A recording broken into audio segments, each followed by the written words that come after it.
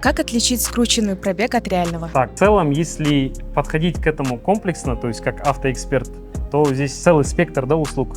То есть сначала диагностика у нас есть диагностика сканером, то есть на наличие скрутки пробега определяем по всем блокам. А далее смотрим состояние автомобиля, то есть состояние селектора КПП, рулевого колеса, педальный узел, состояние покрышек, если машина не с большим пробегом, образно говоря, более свежая, да, состояние тормозных дисков и так далее. Это в совокупности нужно будет подходить. После чего запрос по базам делаем, обязательно дилерскую историю предоставляем. То есть там также сверяем, пробеги соответствуют данному пробегу, либо нет. А если смотреть, как человек не эксперт, допустим, да, просто потребитель, то, скорее всего, надо будет больше упор делать на состояние автомобиля. В каком состоянии рулевое колесо, педальный узел, просиженное сиденье и так далее.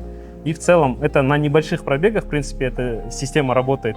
Если же у автомобиля большой пробег, там 200 плюс, то плюс-минус состояние там будет похоже, там сильно не определишь. Поэтому здесь это тонкий лед, да, в общем надо в совокупности подходить, сверки пробега в общем.